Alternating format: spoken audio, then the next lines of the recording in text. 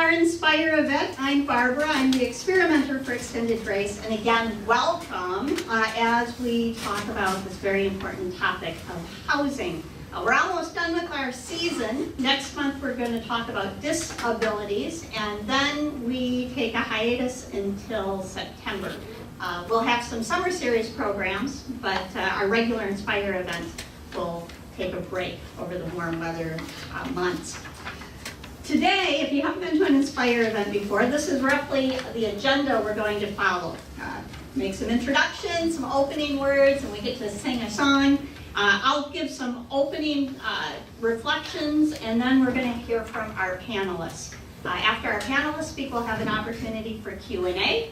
Then we'll eat and come back for small group and large group conversations as we figure out action plans, things we can do. We figure if we're taking the time to get together, we should actually come up with something we can do about these things instead of just talk about them. And that if we only want to raise awareness, we could stay home and Google, right? So we want to take advantage of the energy that we have in the group. Everybody okay with that agenda? Yeah. Okay, great. We have an amazing set of panelists today.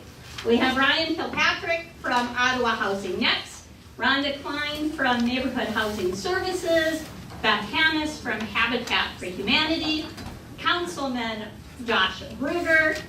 We have Jessica Garza from Community Action House and Liz Keegan from Fair Housing Center. So is this an amazing panel? All at one place?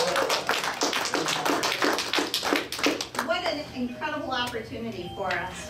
We have a few ground rules whenever we get together to talk. Some of our topics are a little more controversial than others. Housing, I don't think, it has a lot of controversy in it. I think everybody kind of agrees we need housing. But I always like to run over these anyway. We get together to share our experiences, what we're thinking, what we're feeling honestly. We don't come to debate who's right and who's wrong, but to share and to listen, be willing to hear from others. Equality, we have a panel who work in this area and they bring their expertise, but we are all equal and valuable contributors to the conversation. Respect, we all have preconceived ideas and they can get in the way of our listening to each other. So we want to be aware of that so we can remain respectful of others and ourselves at all times. Active listening, we think about a lot more things than what's going on in front of us often. So we want to try to train and discipline ourselves to be present and to listen to what people are saying. Responsibility. We all have hot buttons and they can get triggered unintentionally. If that happens, we want to be able to name it without blaming anybody else for it. And this is a shame-free zone. We don't believe that shaming ever changes anything. It just pushes maybe unhealthy or worrisome thoughts and behaviors further under the surface. So are we all okay with these ground rules? Yes. Okay, anybody going to have trouble with them?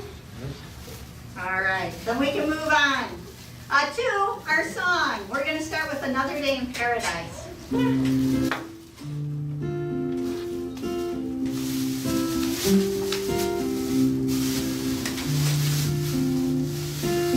She calls out to the man on the street, "Sir, can you help me? It's cold and I've nowhere to sleep. Is there somewhere you can tell me?" He walks on, doesn't look back. He pretends he can't hear her. Starts to whistle as he crosses the street. Seems embarrassed to be there. Oh, think twice, 'cause it's another day for you and me in paradise. Oh, think twice, it's just another day for you and me in paradise. Think about it. She calls out to the man on the street.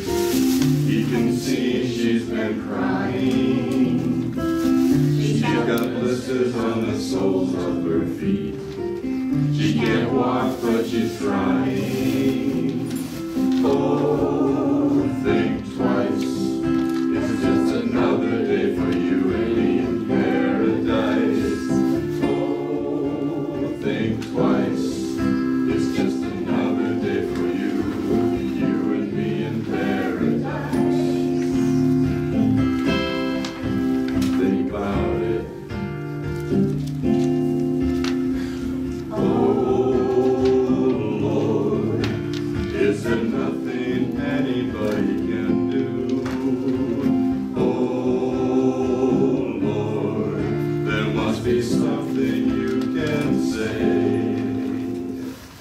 You can tell from the lines on her face. You can see that she's been there. Probably been moved on from every place. 'Cause she didn't fit in there. Oh, think twice.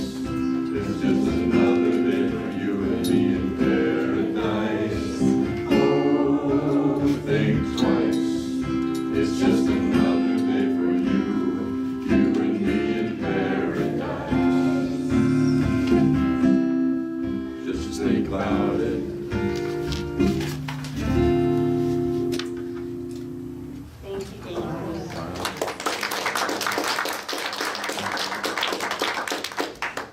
Just a few big picture preliminary comments because these people know what's happening very locally. But I want to mention that housing is, of course, a very basic human need. Housing means safety and security and stability. Housing provides a place of protection from rain and from snow, especially when it's still snowing in April. It's a place where we can sleep and eat and ponder the mysteries of the universe, a place where we create memories and we plan a future. Housing is essential for our well-being as human beings, but housing is not guaranteed. There's a number of barriers for those who seek housing, primarily affordability. Housing is expensive. Families who pay more than 30% of their income for housing are considered to be cost burdened and might have difficulty affording other necessities like food, clothing, transportation, and medical care. And right now, an estimated 12 million renters and homeowner households now pay more than 50% of their annual incomes for housing. A family with one full-time worker making minimum wage cannot afford the local fair market rent for a 2-bedroom apartment anywhere in the United States. According to the National Alliance on Mental Illness, NAMI, 1.7 million people with serious mental illnesses receive Social Security income, SSI. SSI gives financial assistance to people with long-term disabilities. The most recent studies that were conducted in 2016 show that in the United States, there's not a single housing market where someone living on SSI income alone can afford safe, decent rental. Not one in the entire United States, which includes our own community here in the Tri-Cities. We're gonna move over to our panelists, and it doesn't need to be in any particular order, so maybe we just start the microphone at one end of the table and move it toward the other end, so. And it has an on-off switch on the microphone. Yes, so we need to turn it on. I think we're coming down to We'll start with, I think we'll start with I can do it.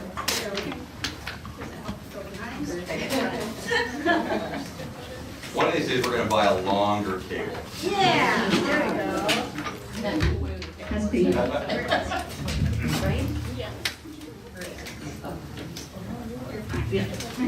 And you can stand, or you can do it whichever you prefer. You can come over here. I'll go ahead and stand, yeah. Okay, yeah, please do. Good morning. This is really exciting to see this community come together and talk about a very difficult issue. You know, we were mentioning that it may not be contentious, but what I feel that housing is, especially after this nice reflection activity, is housing is very personal. You know, and we stake a claim and we fight for it and we take care of it, we invest in it, not only with money, but with our hearts, you know, so it's a very, very personal topic. And coming from the Fair Housing Center, where our primary task is to hopefully prevent and eliminate practices of housing discrimination, that takes our conversation and our work up a level. It's about housing choice to the best of your ability. But I think, Barbara, you gave an incredible overview that really highlighted what we're up against. We have a competitive market. We have very little options along the range of what we can offer to our community. We have intense interest from outsiders with investors that are looking to be a part of this exciting momentum in West Michigan. But we're also seeing a lot of people left out. So you'll hear, I'm sure, others on the panel talk about the people that they're reaching out to serve. We serve anyone at the Fair Housing Center because you may not know it, but all of you have at least one and probably several protected classes under civil rights laws that guarantee your right to housing that you can afford, that you qualify for based on existing neutral legal criteria. If you clear those first hurdles, which are not easy, you have protection against being discriminated against based on your race, your skin color, your national origin, your religion, whether or not you have a disability, whether or not you have children, your age, your marital status, your gender. Those are all the protected classes in Michigan and across the country. And I'm curious to hear from you, when you think about people saying, I'm experiencing discrimination in my housing, who do you think contacts us from that list? Who do you think contacts us most often? And who do you think is experiencing housing discrimination in West Michigan? Any guesses? People with disabilities. People with disabilities. Anybody else? Minorities. Minorities, people of color, based on race? Low income. Low income. I think they're very much represented in our client base, but the amount of money that you earn is not a protected class. So if you don't have enough money, that's not illegal, you just can't afford it. But that's probably the biggest unprotected area, right? Where people are saying, I just can't afford it, and it's not fair, but it's not illegal. It feels very unfair, I can tell you. One more guess. You guys are 2 out of 3 right. Sexuality? Sexuality, that's very interesting. That's a very minimal protection, which might surprise a lot of folks. There's very few communities on the west side of the state that actually offers protection based on sexual orientation. I think it's happening a lot more than we hear about because the protections don't exist or are very limited. So people don't know they have that right. For example, in the city of Grand Rapids and East Grand Rapids, public housing, HUD-funded housing, does extend that protection as well. So that's a national protection, but only in housing that they offer, manage, insure, finance. So the last one, for the top 3, families with children.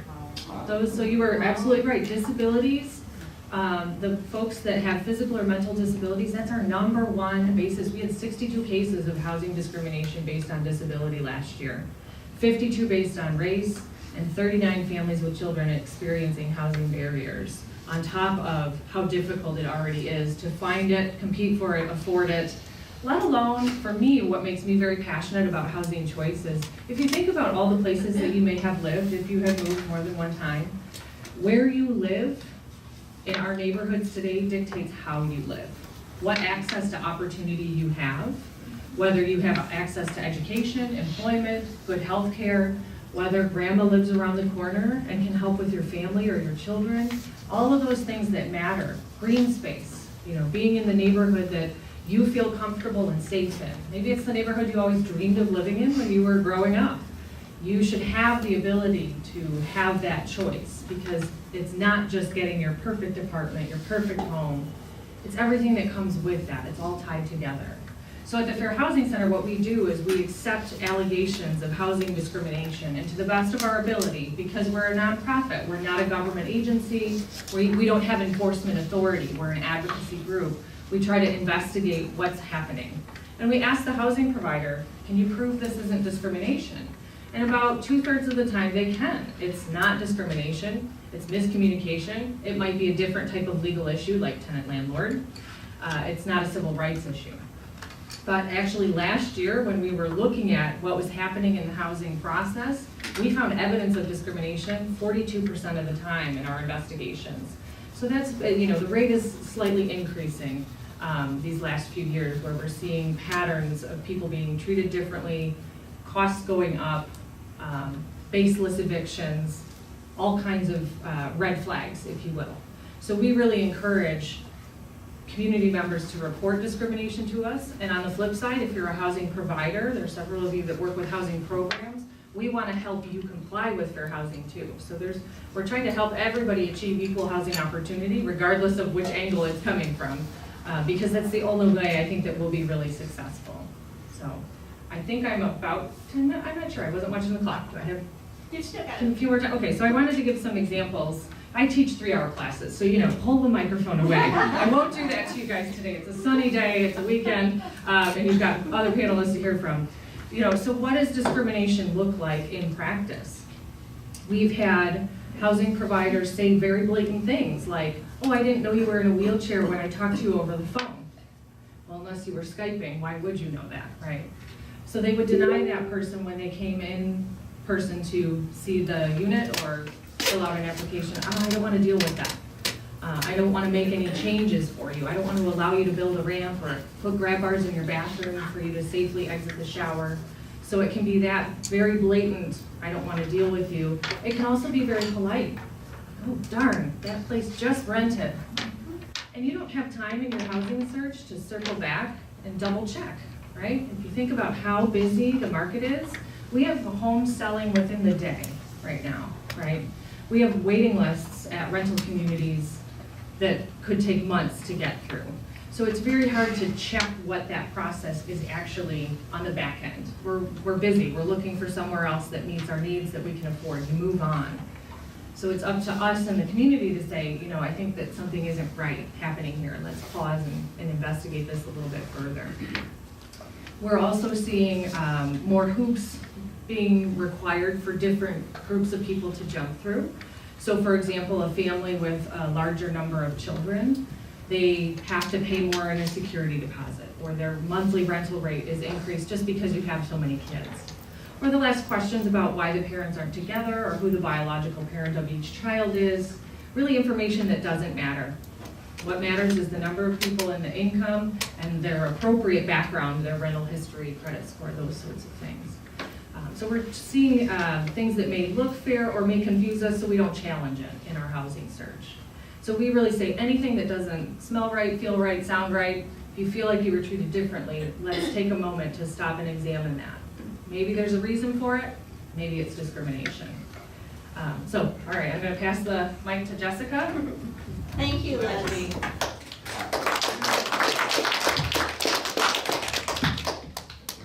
All right. Hi, guys. I want to sit down for this one. So my name is Jessica, and I am from Community Action House, and I'm here to talk to you guys a little bit about a homeless outreach program that just started in October of 2017. So kind of thank you, Liz, for sharing that. So a lot of my clients that I serve currently are currently living in a place not meant for human habitation. So they're currently living in the woods, in their vehicles, or just somewhere outside or on abandoned buildings, also storage units, are some other places that some of my clientele are working with. And part of this program, and part of the key purpose of our program, is to engage with our clientele and to really get to know who they are. So we do realize that there is a lack of affordable housing, and we saw that there is, because there's a lack of affordable housing, more people should be accessing housing resources, but that wasn't the case. And so we realized, why aren't they accessing these services? And we came to realize that because a lot of these individuals were chronically homeless.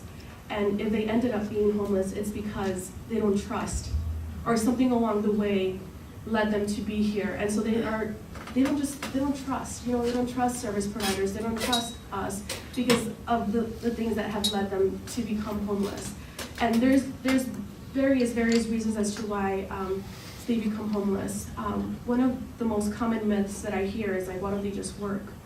And I mean, okay, good observation. A lot of them do work, a lot of them do want to work, and a lot of them are in SSI. We heard they're on fixed income. So even if they wanted to get an affordable unit, they couldn't get an affordable unit because they just could not afford it. So one of the things that I do with them is, I normally don't dress like this. I normally have like shoes and jeans because I'm going out to different wooded areas, going out to different parks and walking a lot, with the sole purpose of really, who are you? Tell me a little bit about you. I don't initially talk to them about, let's talk about your housing. No, that's not the first. So just really engage with clients to connect them to housing resources and really get to know who they are and if they want my help. I can't just assume that because I think this is right, it's what's right for them. So really just get to know who they are. And also realizing that a lot of my clientele have limited options. We've heard limited options. Right now when we talked about what does a home mean to you? A home to me means, having my daughter grow up, having birthday parties here, and planting, gardening, whatever the case may be. But to a lot of my clients, it just means not having to move around. I have a client who parks outside the same store every single day, day in, day out, day in, day out. She just comes to our kitchen to eat, and that's all she does. And she's like, Jessica, I sometimes just want to just not have to worry about going anywhere and just staying. And how many of you guys wrote that? Like, oh, I just want to hang out at my place. You know, and I realized that, like, wow, another thing that I realized is that a lot of my clients don't have proper meals because they can't buy what they want. Because if they're in their cars or they're outside, they have to get stuff that either won't go bad immediately or that kind of canned goods that kind of open up so they can just eat it right on the spot. And so sometimes they're not getting 3 meals a day. And just coming to that realization that a home means so much to my clientele, often, a lot. And so with that being said, I get to know them. You know, what does this mean to you? And I connect them to housing resources. So some we encourage to go to the Housing Rescue Mission. Sometimes they're able to, sometimes they're not, depending on the circumstances and if they're able, yes. Others we connect to Good Samaritan Ministries so that they can get put on the waiting list for the Housing Choice voucher and the Section 8 voucher. And I help them access or get IDs, a lot of them, because they move so much, they lose their IDs. Or I had a client who owed child support, and so the jail had his ID. And so, okay, how do we go across that? You know, how do we connect them to resources without saying, hey, I have this client, but you know, because we don't want to get them arrested. So how do we work with that? So that's kind of what I do every day. I connect with them. Okay, do we need IDs? Do we get what kind of paperwork can we get for you to get you ready? So when we do assign you to Good Sam, they have everything that they need already to have the process move along. I also help them get on waiting lists for subsidized units. Oftentimes the waiting list is 3 years long. And it's like, oh my goodness, you know, and what do I do to give them hope? And so oftentimes I have the same attitude that I'm giving you, and the way I talk to you is the way I talk to them. You know, it's like, okay, how do we stay positive? And what can we do to kind of provide hope? It's kind of that elevation of what it means to be as like a social worker. You know, what can you do differently to continue to encourage knowing that options are limited? And so, so that's another thing that we do. And it's really nice. For example, I want to share a story with you guys today. I have a client who has been staying in her vehicle for about 7 months now. So it was back in October of 2017. And I had been meeting with her for about 3 months now, until one day, I came back from school. I'm currently in graduate school. I came back from school and I was just like, oh my goodness, I'm so tired. I was like, I just want to go home and lay down. And as I'm driving back, I saw my client parked where they normally always park. And then when I got home, I realized I just want to lay down in bed. My client hasn't been able to lay down in a bed for over 6 months. And I work with her every single day. You know, and it just got to me. You know, it got to me. Like, there's some individuals that are not, they don't have access to a bed every single night. So it's tough, but I'm glad that I'm doing it currently because I know that I am very optimistic, and even though it's tough, I love to talk about this because people need to know. For example, this same individual, now she's working with the church, and the church told me, we knew there was homelessness in our area, but now that I know her, it's become real. And that's very powerful because unless it affects us directly, we don't realize how big the problem is until we know somebody. Until we know someone who's experiencing this and is not staying in a home or is not able to, she tells me, Jessica, I wasn't able to have Christmas. I wasn't able to have Thanksgiving. You know, Mother's Day is coming up and she does have children, but she doesn't want to talk about it. And I respect that. I respect that. You know, but I also am aware, you know, what am I doing and what else can I do? And so, I'm not sure how much time I have left, but one thing that has stuck to me by doing presentations, but also by attending presentations, is asking yourselves, what are we willing to do for others? And how far are we willing to go for that? You know, oftentimes we have a job and we just kind of stop at our job description. You know, but oftentimes those change agents have gone beyond what's expected of them and even just asked. And so I really thank you guys all for being here because that's a step forward because you do care and you want to know. So thank you. And I still, I didn't bring flyers, but I do have business cards that I will leave, and I know that the Momentum Center has some of my flyers, because actually, where you guys are seated, I've met here with my clients.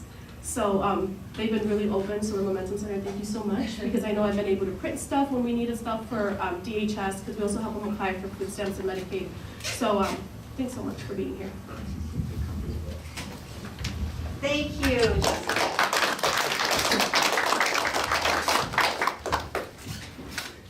I'm going to stand. I'll try that. Yeah. No matter how many times you do these things, I still get nervous. So I'm nervous. But I got to fill 10 minutes, so I'll do my best. If I talk, I can fill that 10 minutes. I think I'll start out with just a little bit about myself and my journey with housing that is affordable for all. And it started in, I want to say, probably 9th grade. I went on a mission trip with our church. I grew up in Grand Haven, Second Reformed Church.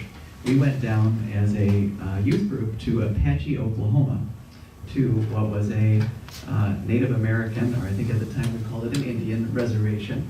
And we worked on roofing a house for a community of Native Americans, a family. And it was just a neat experience to go down there and meet another culture and have an opportunity to put a roof over a house where one was not. And I have to say, my buddy Brad D. Kuiper and I were very passionate that we needed to finish the project that we started. And we were down there for, I think it was 5 days, and the daytime temperature was over 110 degrees. And so we had to work in the early morning and late into the evening. Got to the last night there. I'm going to draw a picture because this needs a visual element that this is here. We're putting a roof on, and we were leaving early the next morning, and it was probably 10 o'clock at night, and we had the lights shining on, and everybody left, and Brad and I, my buddy, we were going to finish this roof. So if you know, when you have a roof, let's just pretend this is the bottom of the house here. I'm just drawing 2 squares, simple. So when you put shingles on, right, they go across, and you start up. So at about 10 o'clock at night, the shingles started doing this. And so we got up the next morning to inspect our job. We were so passionate that we got it done. We were proud of ourselves. We had no idea that we were doing this. So if you go to Apache, Oklahoma, there is a house where the last row of shingles looks exactly like that. People think it has religious significance. Yes, I like that. Thank you. That's exactly it. There's some significance to that. There's 2 kids who should have gone to bed a lot earlier than they did. But that was my start with housing and affordable housing way back then. From there on out, I graduated from Grand Haven. I went to Hope College. I'm a political science major. Now that I'm elected to city council, I'm using my degree for the very first time, 20 years after graduation, and I make less than I did as a waiter in 1996. I think it was $2.52 an hour, plus tips at that time, and I don't even think we cover that much.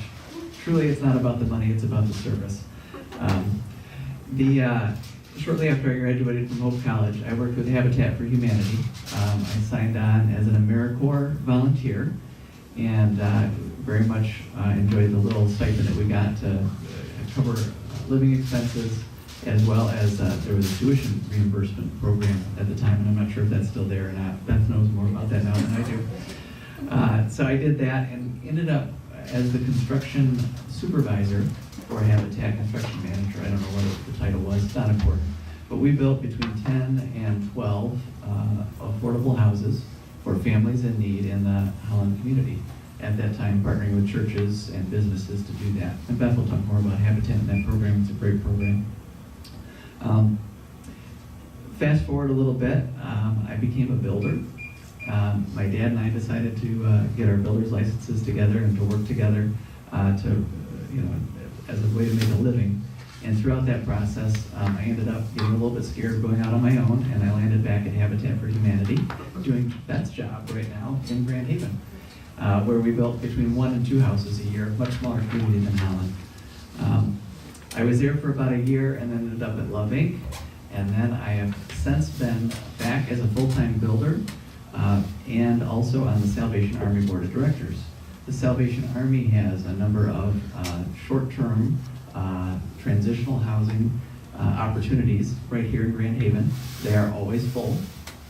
They manage a pretty heavy caseload of getting people back on their feet so they can get back out in the community and hopefully find long-term housing. I think now I'll come to City Council and my role now. I'm not in the trenches, so to speak, as everyone here is, so I applaud you all on your efforts and what you're doing. You are making a difference. In the city of Grand Haven, as we know, we came up with this big, we've arrived, so to speak. We're one of the happiest seaside town in America. We're on the best beaches in America. Good Morning America did a story on us a few years ago. And what that has done, as we have all seen, is for those of us who own a house already, our property values have gone up, which is wonderful. But for those people trying to get into the housing market or to find a reasonable place to rent, it's become very, very difficult. And Barbara already talked about that a little bit. So, given my history with housing and my role on city council, I felt it was important that we as a city attempt to do something to address housing affordability. And I flipped the two words, by the way, if you notice. Affordable housing and housing affordability. Affordable housing in a community that is fairly affluent tends to have a negative connotation to it. And there's some things that we can work through on that one, but if we can make housing affordable for many people, it's just a little play on words that I think makes a difference in the psyche of a certain group of the community. So toward that end, beginning in June of last year, I think it was, I started at City Council during council comments reading about housing affordability, and I did that straight for 6 months until December or November when we finally voted, maybe a month off, but at any rate, 6 months asking my fellow council members to join me to put something on our agenda, an item that we could vote on that would form a committee to address housing affordability in the city of Grand Haven. In order for something to get on our agenda, you have to have 2 members of council vote in favor of it. So for 6 months, nobody would join me in this effort. And I couldn't believe it because it is such a big topic for us. Finally, my council member, Bob Manetza, who's actually pulled in, I think, to go to Morningstar for Bob supported, Bob and I drafted an amendment or a motion, what do you want to call it? I don't remember what to call it, but at any rate, an action item to form a committee to address housing affordability. And Ryan Kilpatrick down there sits on that committee, and along with, and so does Rhonda. Oh my goodness, I'm surrounded. And the goal of the committee is to look at the city of Grand Haven, to look at our zoning ordinances, to look at what we have in the city that may be prohibiting people from finding housing that is affordable. And I look at it on 2 levels, and I'm not sure what the committee is doing. I'm not on the committee. There was a little politicking that happened at the last minute, and I'm not on it. Not bitter or anything, maybe a little bit. But I hope that in the city we can address housing affordability on 2 levels. There's one where I talked about the people who live in the city and have seen their property values go up. What's gone up as well is taxes. And when you retire and you're on Social Security, or you maybe have a little pension and your spouse passes away, you are a single individual potentially living in a very large home in the city of Grand Haven that may have some additional space. There's houses with carriage houses. We have houses that have plenty of room for another little studio apartment to be converted. And for you who are living there and having a difficult time affording to stay in Grand Haven, you can have a young couple, a young individual, pay rent and come and live in your house. Maybe do lawn care, do things like that that can make it a bit more possible for you to stay in your home in the city that you love.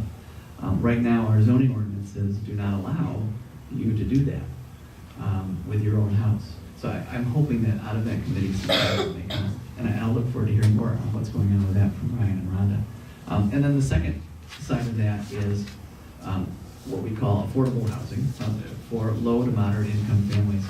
And hopefully there'll be some initiatives that the city can undertake to change our zoning ordinance to make that more affordable. One thing that it's going to take from the city level is a little bit of willpower to hold our developers to their commitments to housing affordability. Give you a great example that's taking shape right now. We call it the SHAPE property. But if you take Columbus behind me, back down toward the water, behind Covenant Life Church, between the, what do you call it, what's that? I said SHAPE, I meant Stanco. Thank you very much, Stanco property.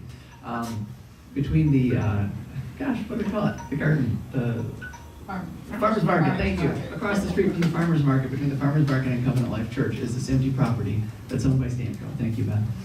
And there's a project in process right now, and the developers came and they did a presentation at the community center probably, 2 months ago.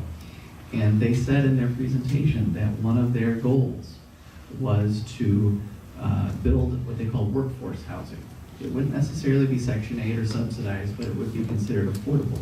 And to do a certain percentage of that property as housing that's affordable for the workforce. And everybody cheered. When the presentation for that development came to the city, the housing affordability component had been removed. So it's going to take some willpower by people in my seat, city council, the mayor, and the rest of the city to say, no, hold on a minute. This is something that we have to have. If we're going to grant you certain accommodations for this property to be built, there has to be a trade-off. And that trade-off needs to be that a certain portion of that property is going to be affordable for a minimum number of years. So I hope that's what we can do at the city level. We're doing other things with different programs. I'm wearing one now, and I think I filled up my 10 minutes. So there you go. Thank you.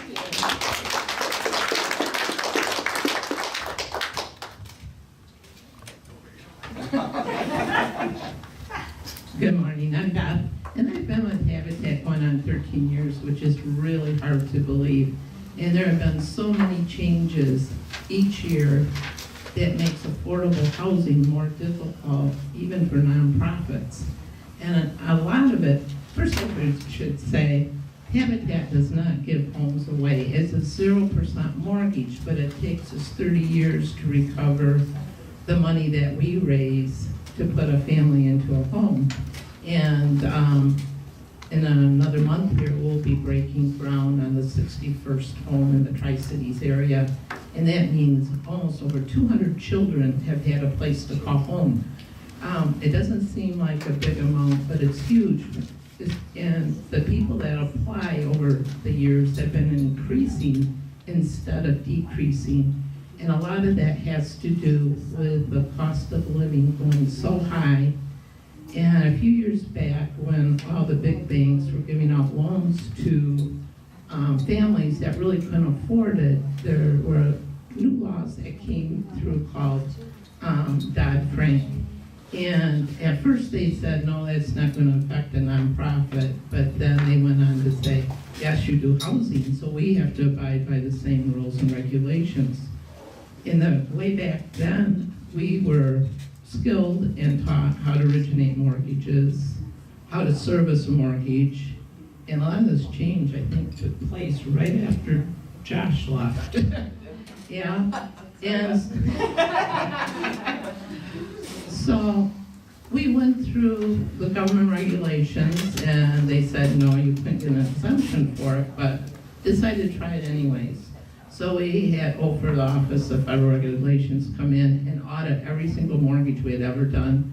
We passed it with flying colors, which was a good thing. They were in there for over a week, and it was gentlemen that just had these suits and ties on, really, really tight. They were in our back room, and then if they asked you for something, it was like, so you didn't have any idea if you're doing good, if you're doing bad, or what happened. But at the end, when they gave us the report, they were very, very nice and said, okay, we could go on and still service our own mortgages, but we would have to have somebody else originate them. Habitat, we have a state organization, Habitat Michigan, took upon themselves to form a bank. It's called Habitat Michigan Fund. It is an actual bank. But now we have to pay them to originate and service our mortgages, and those costs get trickled down to the homeowner, to us too, because of these guidelines. I'm not saying that they're bad, because maybe not everybody followed the rules and did what they're supposed to like we did, but it's a huge cost and adds on to the already increasing costs that we have. There's talk lately that some of these rules might be relaxed some, but still I have to have a qualified loan officer even though we don't originate or service in our office. That's a continuing education expense. So we see there's a lot of cost involved that you might not see looking in from outside. We're really lucky to live in the community that we do. Before I came to Habitat, I came from another nonprofit, and everybody with the other nonprofits in the area, they did their thing, we did our thing, that type of stuff. But in our Tri-Cities community, all the nonprofits get together and work together and try to see what we can do together so more can happen. Just sitting here today, Ryan is helping Habitat right now, and so is Rhonda and other agencies. We have a piece of land that we want to develop, and we're looking at doing multifamily housing in the Tri-Cities for Habitat for the very first time. It's going to be a huge undertaking, a huge expense, and when we don't charge interest to the families that receive Habitat homes, and you would have to take a loan out, because if we're looking at doing, we were thinking 12 units or 16, but I have a large committee that's met twice now, and they're saying, oh, we could fit 32 homes there, or 32 units. We're talking millions of dollars. And this is out of my league, so I am so thankful Ryan is here in Ottawa County, and we have a lot of resources that can work together, and we hope we can make something really big happen in the Tri-Cities area. And we've talked about before, it's finally on the road, and we're making some progress on that. But there is so much need right now, and we just got done accepting applications for this next home that's coming up. And we had 13 people that applied. Out of that, 6 were disqualified immediately because the income wasn't high enough. And the income runs 30 to 60% of the area median income for a Habitat home. And we have a little leeway to go up to 80%. And sometimes people wait a year, and if we select more than one family, we might hold them for 2 years. So there's a buffer in there. So if their job gets a raise or something like that, they're not knocked out of the program. But out of the 6 that we had to disqualify, their income just wasn't high enough to be able to afford a house. They hit the 30%, but still, the house payment we're looking at it, on a home, it could run 140 to 150,000. And our 3-bedroom home, no garage, they're being appraised really, really high. This last year, we rehabbed the house. They appraised at 163,000. Another house that we had to recycle, the family left for medical reasons to Florida, and we had to put another family in it. In 1 year, it went from 145,000 to 183,000 in an appraisal. This is a home with no garage. And it's really hard when all this is happening and the cost of materials keep going up to make homes affordable. And it cost us more to rehab a house than it did to build new, because it had asbestos and we had to do lead remediation in it. So it's more and more difficult all the time. So we need the community to come together and embrace and support all the nonprofits that work together and try to help families. Not everybody can afford a home, but we can work with them. The 6 we declined, we sent over to Rhonda's program to work with them. So one of them had too much debt and stuff like that. And Lynn in her office can work with families to help them clear that stuff up. And if their income increases, they come back and reapply. And we've had families that have been accepted second or third time around. They fixed what was wrong and that type of thing. And there's other programs that Habitat has, maybe other people aren't aware of, but we have a program called Partial Kindness that helps low-income homeowners that own a house fix the exterior, minor repairs, wheelchair ramps, things like that.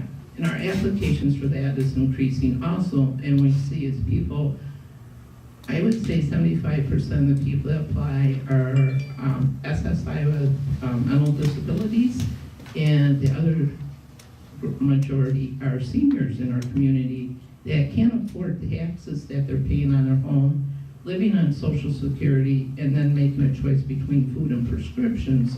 The exterior of their homes is starting to deteriorate, and there's not a whole lot of help.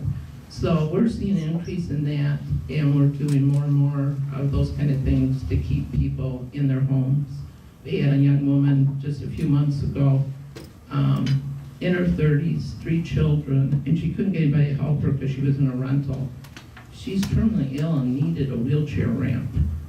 And so we made it our mission to make sure that happened, because here somebody, just because it was a rental, wasn't going to help her because she didn't own a home. And those things shouldn't happen. The landlord gave the permission that we could put the ramp in for her. She can get access in and out of her house, and at least she can go out with her children while she can. There's so many instances of things like that. And another new program that's just got off the ground, we become a Veterans Build affiliate. There's some extra funding that we can tap into and utilize and help veterans that are low income in our families. And right now, we have one veteran that has a lot of problems, and actually Rhonda and I are trying to use both of our programs to help him, and so we're hoping we'll have solutions for that area also. I could keep going on and on, but if anybody has questions at the end, I think my 10 minutes is probably up.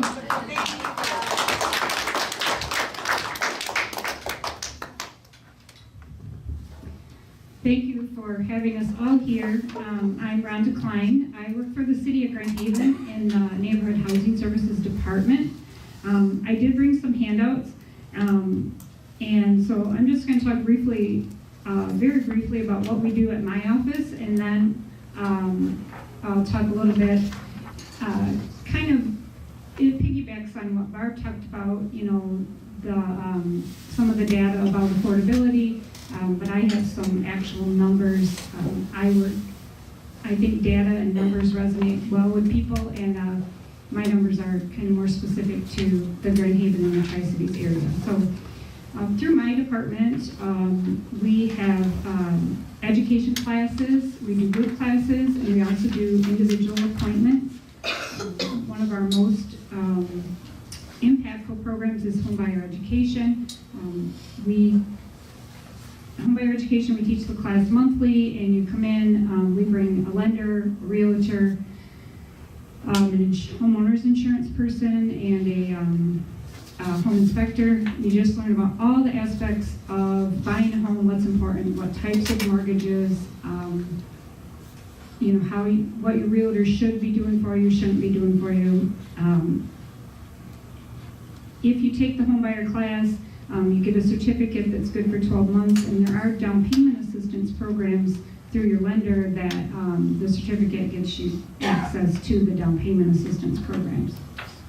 We also teach a renter education class, and we have financial capability classes. They just give general information about, you know, how to improve your credit score, banking information, savings, debt reduction, that sort of thing. But then we also have financial education one-on-one classes that we can, you know, pull your credit report, and our housing counselor can really dig deep and help you figure out, you know, how to increase your credit score for your specific situation to what matches your goals. Sometimes if you're trying to buy a house, paying off your debt is not always what the bank is going to be looking for you to do. So together, along with your lender, you know, we can help you figure out what exactly is going to be the best thing for your particular situation. We also do student loan counseling, and we also still do foreclosure prevention assistance. We still probably at least get a couple, 2 or 3 new foreclosure prevention clients every single month. For several years during the housing crisis, that was all we did. Full time, we saw almost 100% foreclosure clients. But the thing that we're seeing right now is because, you know, everyone talks about, you know, the housing recovery and, you know, home values are going up and whatnot. People who are struggling to pay their mortgage, they're not coming to us soon enough. There's not as much talk about it, so I think, you know, because they're ashamed or whatever the situation may be, they're waiting until the week before their house goes for sheriff's sale. And by the time they're coming to us, you know, sometimes it's just way too late. So if ever you hear anyone talking about needing help with a mortgage, send them to us. We do serve all of Ottawa County, not just the city or not just the Tri-Cities. And our foreclosure, we always want everyone to know, especially that our foreclosure services are free. Anytime you hear of anyone talking about paying for foreclosure help, it's probably a scam. So encourage them to not do that, come to us instead. Any type of, oftentimes any sort of financial counseling that they're paying for, it may be a scam. So have them come to us and we can talk to them about that. We have, my favorite program is our homeowner repair. Right now, funds just came out earlier this week for our homeowner repair program. Anyone who lives for this program, you do have to live in the Tri-Cities, the city of Grand Haven Township, Spring Lake Village or Township, or the city of Ferrysburg. If you're going to home for more than 18 months, you do have to be income eligible. And the new 2018 income requirements, just to give you kind of an idea, if you're a single person home, your income has to be less than $43,000. Two-person home is $49,000. Four-person home, if it's a family, it's less than $61,600. So that kind of gives you a general idea of who might be eligible. But you can get, it's a grant, and you don't make any payments, you don't have to pay it back, and it's for up to $7,500 in homeowner repair. Like Beth said, we're working with a veteran, and together, because the repair costs are so high, we're combining our two programs and going to help this veteran get a new roof. But that is kind of a barrier. One of the things that we're seeing is that repair costs are really high. So if the quotes go over $7,500, the homeowner could pay it, but if you're on a fixed income and you don't necessarily always have the money to pay, so we have another person who lives in Grand Haven Township, and that address happens to qualify for a rural development, so we've combined the rural development program with our program, and hopefully that person is going to get some insulation and siding. But it's just, we're having to be creative to get some of these projects through because of the cost of repairs. We have another brand new program that is for just the city of Grand Haven, but that is, it's a special assessment on your property, and if you need a new water line or a sewer line at your house, you can, the city will take easement rights and you can specially assess, and it's called a non-bill finance program because you make the payment back to the city through your water bill, so it's nice and convenient. That also has an income eligibility component. It's a little bit higher, so if you're a single person household, you can make up to $51,500. A lot of old lines in the city, a lot of infrastructure that's privately owned that does need to be repaired or replaced, and so we're kind of excited to start that program. So that's just very briefly kind of what we do through our office. We focus on sustainability, and we kind of focus on it one situation at a time, one client, one household. And we just, for whatever your goals are, your individual situation are, we help you try to figure out what's going to work for you in the long term. I did hand out this Out of Reach 2017 in Michigan. That I won't go through it, but again, that supports all the stuff that Barbara talked about, and it shows you what sort of a wage in Michigan and in Ottawa County, what you would have to make in order to afford what they call the fair market rent. But as we all know, rents here in this area do not match the fair market rent. So that's what the rent should be at what they consider a fair market rent in order for someone at that wage to afford it. So it's interesting information. You can look at that. And then, again, like Barbara said, the most widely used definition for housing affordability, and this is, what the bank looks at if you go to get a mortgage. It's what HUD looks at in terms of renting costs. You shouldn't spend more than 30% of your gross household income. Now that 30%, according to HUD, is housing and utilities. So that's a And if you're spending more than that, then they consider you housing burdened. And a lot of what we talk about, like Josh said, we try to talk about workforce housing or sustainable housing. Whenever we say the words affordable housing, their eyes glaze over and they walk away from me. So I try not to say affordable housing. But in Ottawa County, 17% of homeowners and 43% of renters pay more than 35% of their household income for either mortgages or rent. So to understand that, we kind of look at the median wage for Ottawa County workers is $17.32. That's the median wage. I have a good relationship with the people who work for 211, and they provided me some northern Ottawa County data from that they had available, and I got it last fall from them. But she gave me the top 10 requests for service from people in the Tri-Cities area, and of those top 10 requests for help, 7 of those directly related to housing. So, that's an indication that we have, kind of an affordability issue. And we really look at, in order to understand affordable, we try to look at, who works in northern Ottawa County. The top 10 northern Ottawa County employers, 7 are manufacturing. And then you can see on one of the slides, and this is hourly wage information that I got in January. It came directly from the human resource people, so it's very new. Unskilled starting wage is $9.50 to $13 an hour. Skilled trades at the same facilities is $12.50 to $21. Floor supervisors make $14.50 to $22 an hour. But then you can see, if you talk about the cost of renting versus earnings in the area, and again, this is a fair market rent comparison, and then it just shows you the wage needed. And so you can see, the difference between what is actually paid and what wage you would need to be able to afford rent in the area.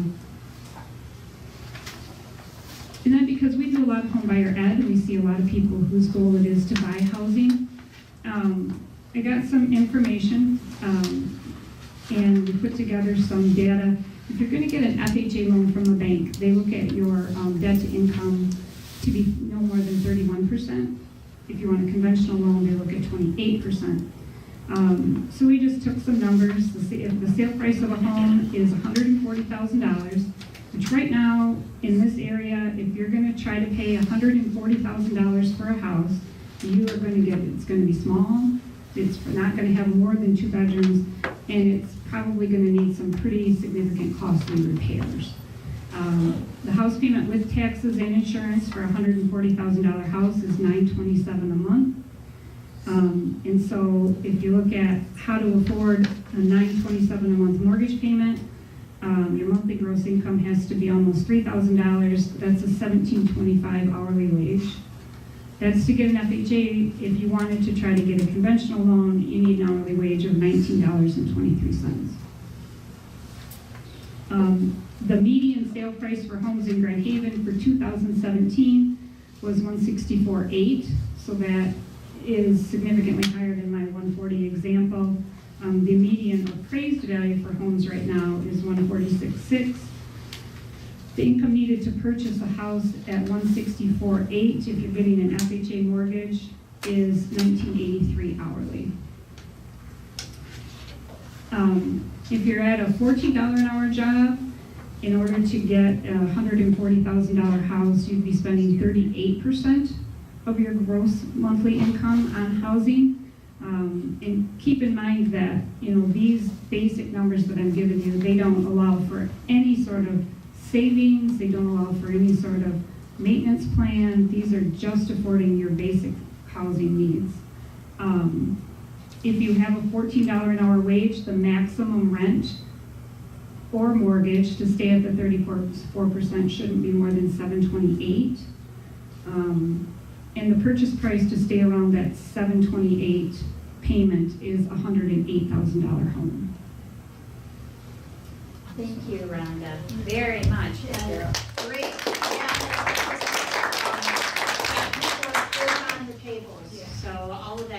there.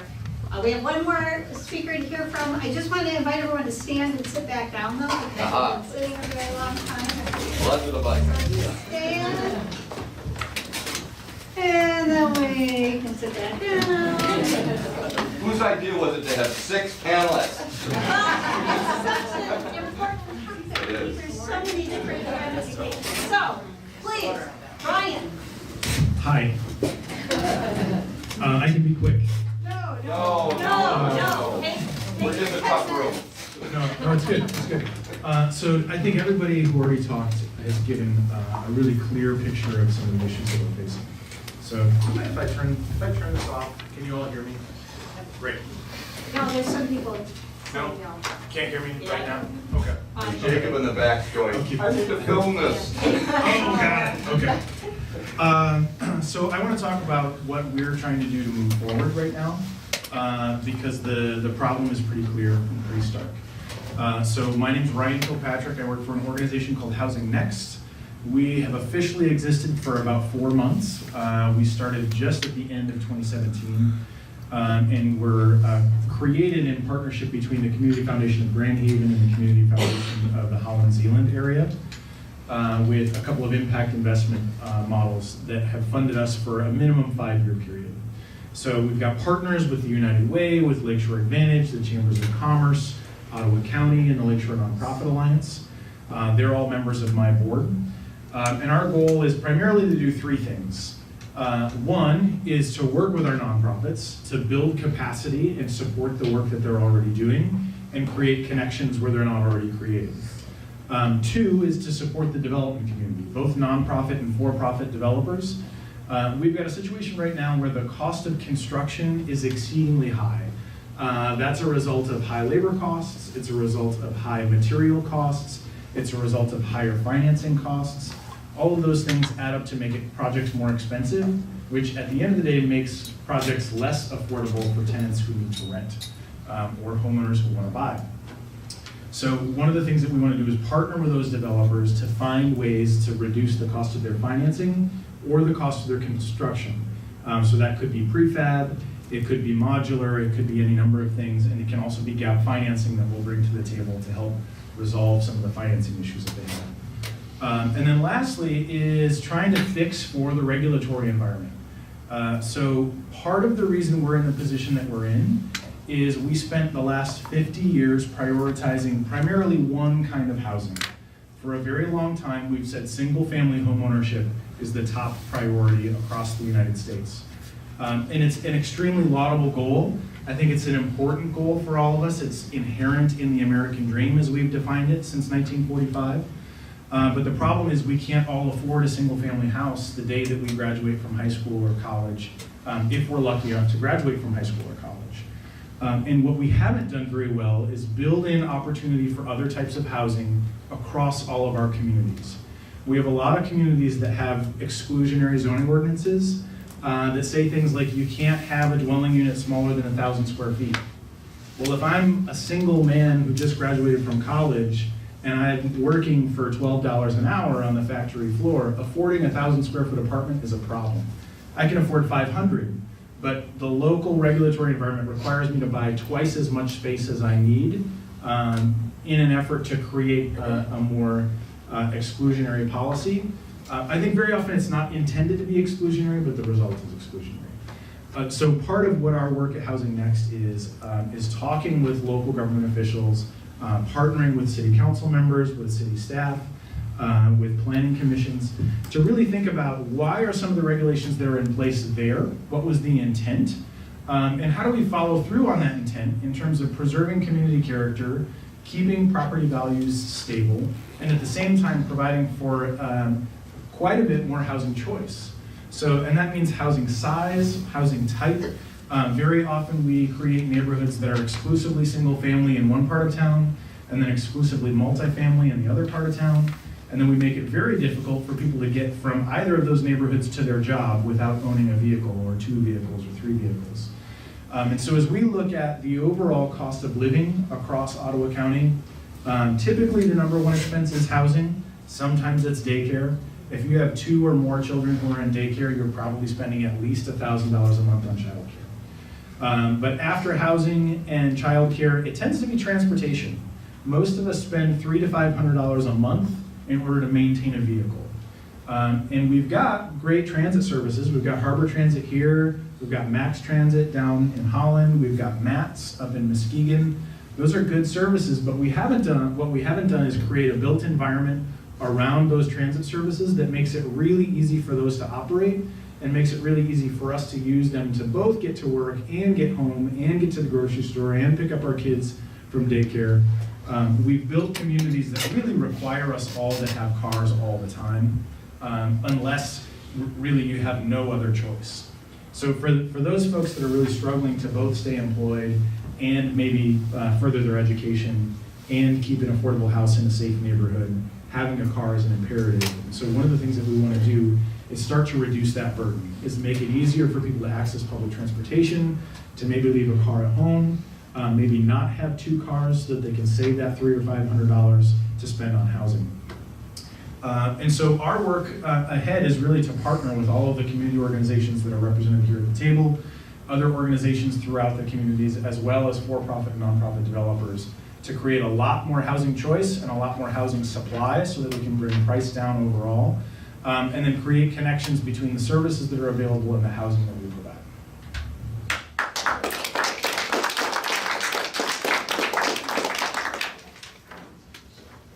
So we have an opportunity now for questions and answers as our food gets set up.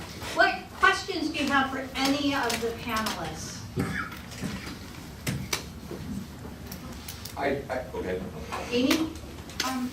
I know with Habitat for Humanity, there was a time before and a time now, some things that happened, I found out there were some disability issues I had, but the things I can do, I was thinking a couple years ago, I was gonna apply for a house, and the thing I can do, I could do it out of my house, you know, so I'm not good at working out of my house, but they said you can't have a business within your house for Habitat for Humanity. So that's kind of, I think, a downfall too. Do you know why they do that? Why you can't, you know, because the abilities, with people with disabilities, you know, there's some things they can do and some things they, you know, can't, not physical. But the things you can do, I could have done out of my home, and they said, I was told that you're not allowed to have a business or something out of your own if you have a Habitat house. And I was just wondering, why is that? You know, like, does that go like if you want to do Avon? It was just, you know, I was just curious. I never actually had that question asked me, so it wasn't me that gave you the answer. I don't know, I was just wondering if somebody could answer But that. it would be Curious why that if it is. was something that wasn't, that you would have to follow, you know, city ordinances and things like that. That would be the first direction I would send somebody. If it was growing marijuana at that time, it probably wasn't. No, it wasn't anything like that. But No, that it was was definitely just a something simple, we would small, look into. because with the disability income, it would just help supplement, you know, so. Sure. Can't even, some, like, my I husband wonder can't if even that afford a might car. have been a zoning issue where the house was located. as I'm opposed to thinking it's probably Habitat. some kind of zoning issue. Right, yeah. So I think that's an opportunity, because it's disability related, to ask for a reasonable accommodation, a change in either habitat policies, or cities also have to comply with fair housing. So there might be an opportunity to say, because of these unique sets of circumstances related to my disability, I'd like to start a conversation about, could we change this based on my disability related needs?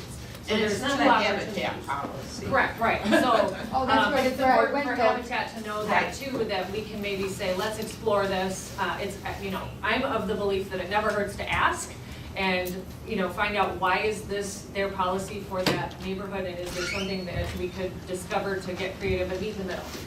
Yeah, because Habitat, that's who I did ask at the time. It was a couple years ago, about 4 years ago, 3 years ago. I think a lot of And people they told don't me know. that you can't do that. Yeah, so if it was a zoning issue or some kind of city policy, then if, you know, we could explore that and say why. What's the reasoning behind that, and is there a way we could create an accommodation? So, If it's a city zoning issue, I'd say let's get it changed. yeah. A couple of layers of Sounds opportunity. like maybe you should talk to Habitat again. Well, it was just I mean, And then before I if even he applied, I wanted to know if that's something I does. could do before applying. I don't know where any house was or anything, I was just thinking so. Yeah, it's a great question. Go ahead. Just real quickly to this, I wouldn't encourage you to break any rules. I'm kind of a rule follower, so I probably would ask the same thing, but sometimes it is kind of opening up a can of worms, and if it's like really ancillary, you know, if you're not having a big, huge bakery and put a sign out and you're really running as a business, I wouldn't have even said anything. You know what I mean? I mean, it's like, I mean, if you're knitting socks and sewing them on Etsy, I mean, I can't believe that any people in the city should really be turning that down. I mean, you know, but. It depends on how nice the socks I didn't tell you to break these, so. More and more people are working from home nowadays. So, opportunity for more creative conversation. Yeah, for sure. Ben? Yeah, I have a question for Habitat. I was just wondering, what's the application process look like if you're gonna get a house through Habitat?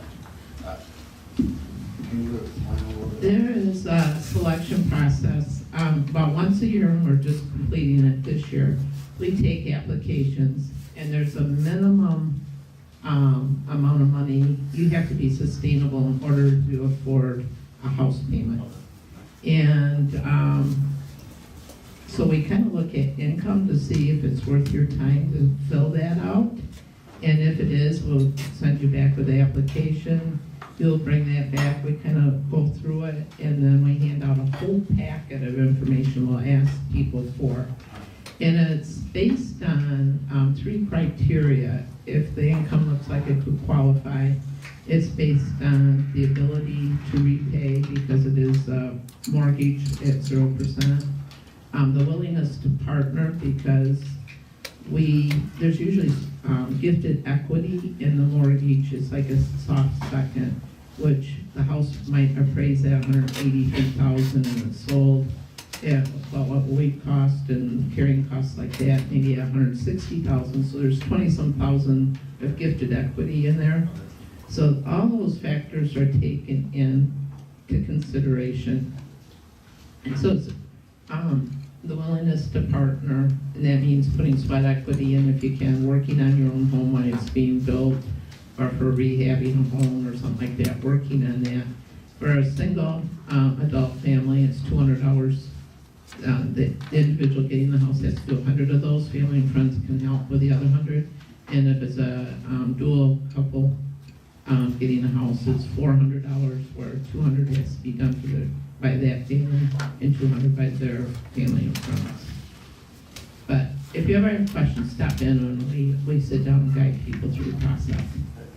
Dan? Well, just a couple, Beth and I have worked together. I had the privilege of serving on the Habitat Committee for a while.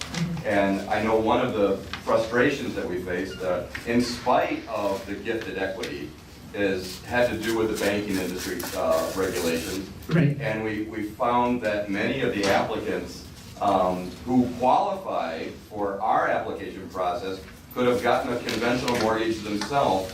And so that by its very nature became somewhat exclusionary for another demographic that we would have envisioned ourselves serving. I do have a follow-up question, if I may, for Liz. Because Liz, you said at the very beginning of this that you have no regulatory or enforcement authority. I'm curious if, and I assume most of the responses that you deal with would enter into a civil category, but possibly criminal. How do you act as a liaison to those enforcement agencies, and whom might they be?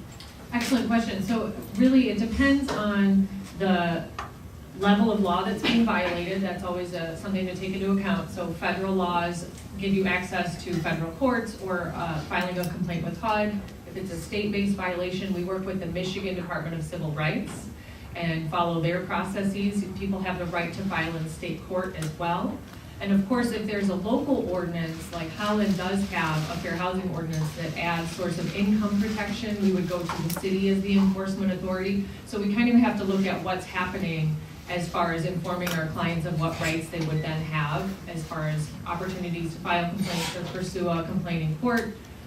We allow them to lead, it's up to them. And really, one of the first questions we want to know is, do you still want to live there? Or if they're living there, do you want to stay there? Because once they've experienced discrimination, it does certainly change the tone of whether they feel welcome. But in many cases, especially now, our clients don't have the choice, to freely leave and go find something comparable easily. So we have to do a little bit of homework and let them lead us with that decision of what they need, what would fit their purpose. And especially with the disability-based discrimination, that's protected at the federal level. That's where our highest caseload is coming from. And I have to say, we also get a lot of questions from the housing industry about disability-related rights. We do try to work with local government and also help people understand how far those laws go. And you mentioned it's not criminal, and you're correct in that, except for if there's assault, especially sexual assault or harassment in the housing question, then fair housing does layer with other laws. And I have to say, I'm very sorry to say that this is a trend that is just continuing because people don't feel the ability to leave. It's not as easy to walk out right now, otherwise they're gonna end up living in their car because they can't take the sexual harassment that they're being faced with in their housing. So those are two different layers of criminal responsibility there that could be applied. It's, making the housing contingent on a sexual relationship, kind of quid pro quo, or there's the creation of a hostile living environment. Those are the two areas where those folks would be pursued and found guilty if there's evidence. I have to say, we've uncovered properties where sexual harassment is rampant, and the tenants have actually asked us nicely to go away. Wow. Because they don't want to lose their housing. And in other circumstances, they have said, we didn't know that this was illegal, we didn't know we had rights, we've put up with it for more than 15 years. That was a case where we identified 17 victims over almost 2 decades, where that was the pattern, where the property manager lived on site, did the maintenance, and discriminated against any family that had a adult male present.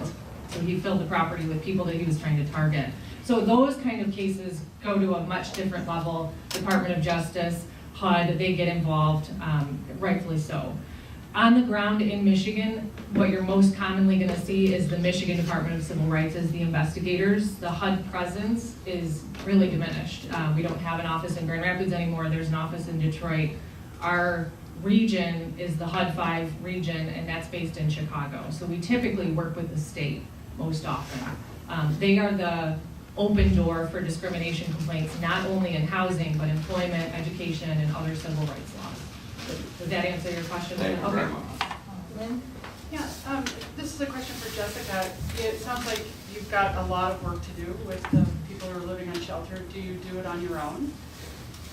Do you have any help? Good question. So currently I'm the only full-time staff, paid full-time staff, but I do have volunteers. So thanks, Lynn, for bringing that up. We're always in need of volunteers to do outreach with, because we are going to wooded areas. I'd like to have someone come with me, not just for safety reasons, to come with me. So if you know anyone, or if anyone is interested in volunteering, we are always looking for volunteers. So yeah, thank you. Question. Yes, Sandy? I have a question for Ryan. In the paper, Chad Bush, it was indicated Chad Bush is looking for that project behind B&W, the Heisman property. And it seemed like there were some roadblocks. Is that going forward? It seemed, that property seems to you check all the boxes in terms of our unique populations. Do you know the status of that, Ryan? I don't think that they have resubmitted their site plan just yet. We have already issued a letter of support for a portion of their project. So one of the important components of that project is they're proposing some smaller efficiency units, which tend to be affordable without needing a subsidy. So they've got some units that are 496 square feet and then up to about 650 square feet, which are great for single adults. Though that size unit is not permitted in Grand Haven Township in any district. They have a minimum square footage requirement of 750 square feet. So we've already indicated our support at Housing Next for the smaller unit size. But they've got some other components that they've got to deal with in terms of how the property is accessed, the ingress and egress from Robbins Road, and whether or not there's a secondary means of access. So there's always all kinds of minutia in the zoning ordinance that can impact a project. And a lot of it's there for good reason, but kind of navigating through some of those standards and ensuring that they're relevant to the particular project is always going to be part of our job. So my understanding is, long story short, they are resubmitting their site plan in the next couple of weeks to the township, and they may be on the agenda for the May meeting.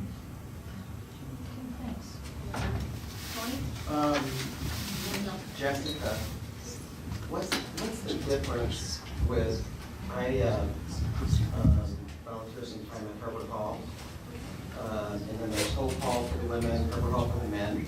And it's not a crisis center, it's kind of like a program, right, where there's a financial mentor, and they're there, and eventually after attending classes, look at the job, and whatever. Now, your program is not overnight. It's not, and then you're aware of that program. I actually was not aware of that program. This is the first time you're aware of it? Yeah.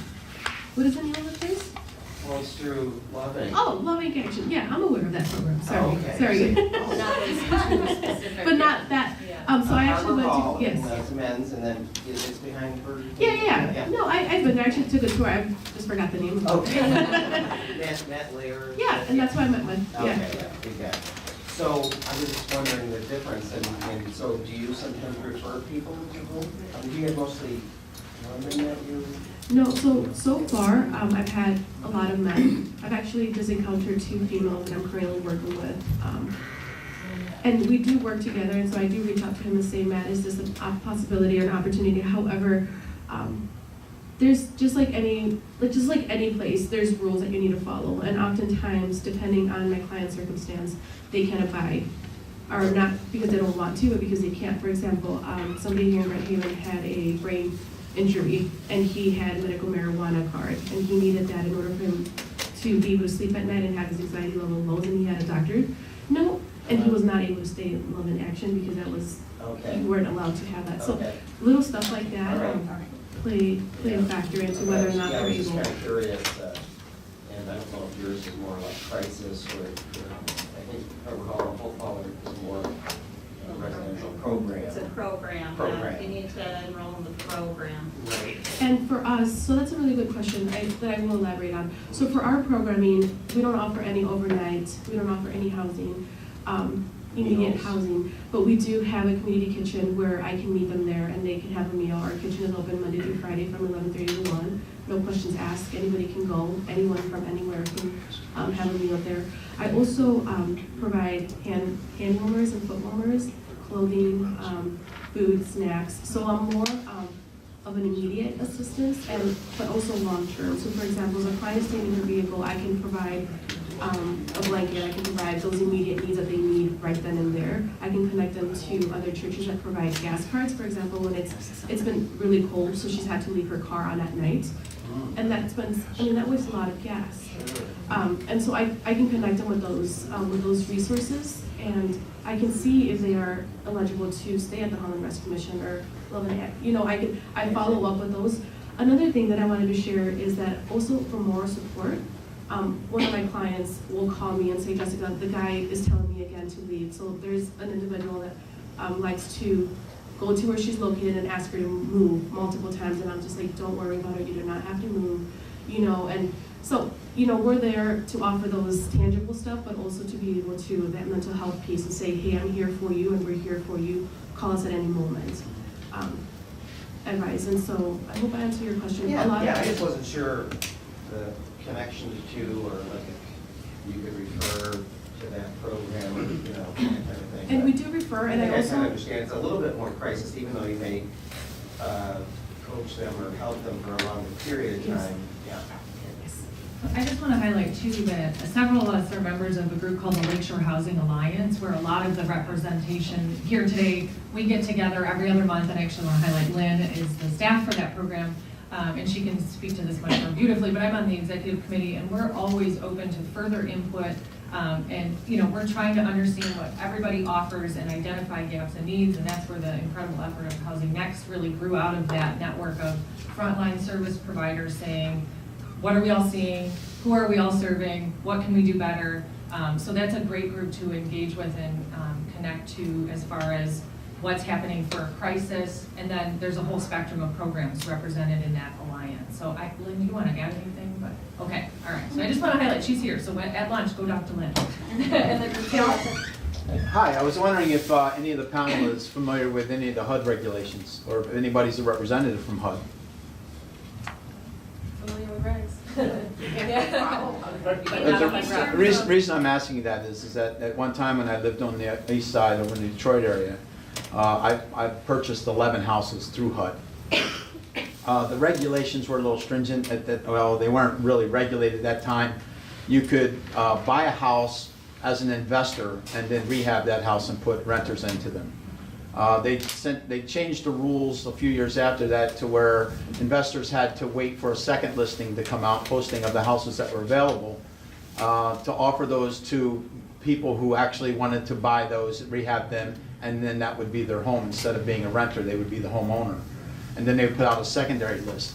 But someone like Habitat for Humanity, and I don't know what the HUD availability is over here, but I can tell you over in the Tri-County area, on the other side of the state, it was huge. It was a big list. So There's not much opportunity in the no, Tri-Cities. because I would think. Property from the city where we paid back taxes. Uh-huh. And that was the one that we rehabbed. Okay. It was a shared driveway, and then appraised at, when we were done at $163,000. Okay. Turned out beautiful. Good. Well, that was my thought, is that if you could purchase some of those houses, I mean, that are structurally sound and they just need some renovations, as opposed to, I've seen some of your work and you guys do a tremendous job, but some of it you're starting from the ground up, you know.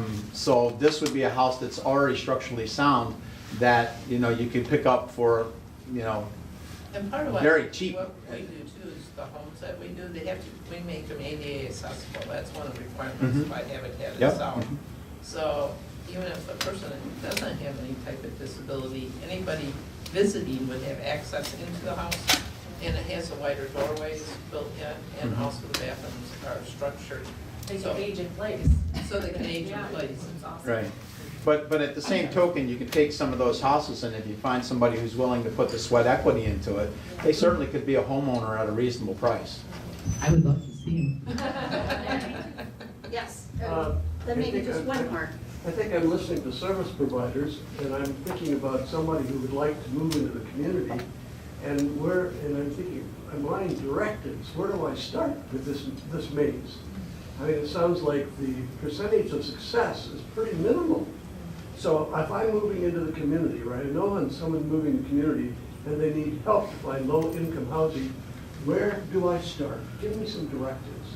With disability. What? And with a disability qualification. Okay, with disabilities. So your first door into the community is Good Samaritan Ministries. So Ottawa County, thank you. Ottawa County has designated Good Samaritan Ministries as your front door. So anytime you're having a housing issue, that's the first organization that you go to. And then they can help you navigate the system. So to your point, we've got lots of service providers and they all do something slightly different. And there's some overlap, and then in other places there's no overlap. So Good Sam is your first door in. They've got about 35 staff members who are both caseworkers and office team. And they can essentially help you navigate the system to understand which organization is most likely to help in your unique situation. And that's another example where the Lakeshore Housing Alliance comes in. They help to provide resources and a continuum of care across the spectrum. I thought I understood that, but I didn't hear it. Thank you. Where is that? Where is it? They're based in Holland. They're on 8th Street in Holland, just east of downtown. To add just a little to that, for someone's unique situation, they can call 211, that's a free service, and then they can give a little bit more detail about their individual situation, and 211 can help them figure out if Good Sam is the correct fit, or if you're just looking to buy your first home, you know, you may want to just start with our department, our office, and, you know, take home buyer ed or get, you know, individual pre-purchase counseling to help you be ready to buy a house in the area, that sort of thing. So, but yeah, that's a good start. Because I'm listening, not everyone is as well educated as other people are. You know, and the more simplified it is for the person who's, it's more helpful for you as well as it's helpful for the client.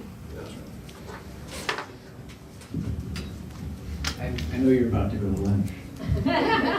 We all want lunch. I just your ending comment there is that there's a lot of smart people and it's a challenging process. And I have to laugh at myself a little bit, and I think it's an encouragement to all of us. You don't have to be the smartest person in the room. Obviously, I'm not. I'm a dumb politician. But I'm stubborn. And I'm looking at my roof. I was stubborn then, and for 6 months I found it on the table to be stubborn for housing. And we can all be stubborn and really work at it, and we can bring smart people like these people into the picture. So I just wanted to compliment everybody here. Awesome. Can we get one more round of applause for our panel?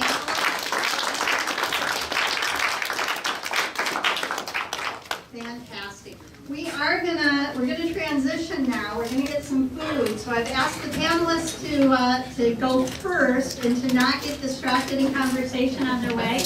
So if you would let them go eat and then get their food, and then they're gonna return to tables and disperse themselves among the rest of the tables so that we can have our small group conversation.